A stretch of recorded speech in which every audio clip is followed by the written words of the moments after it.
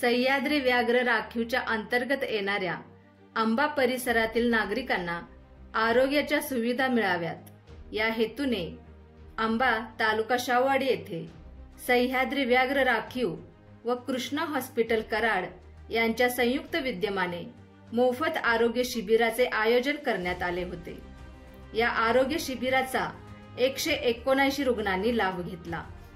या शिबिरामध्ये कान, नाक, घसा, दंतविकार, त्वचारोग, नेत्ररोग, अस्थिरोग, स्त्रीरोग, उच्च रक्तदाब आदी रुग्णांवर मोफत उपचार करून औषधे देण्यात आली।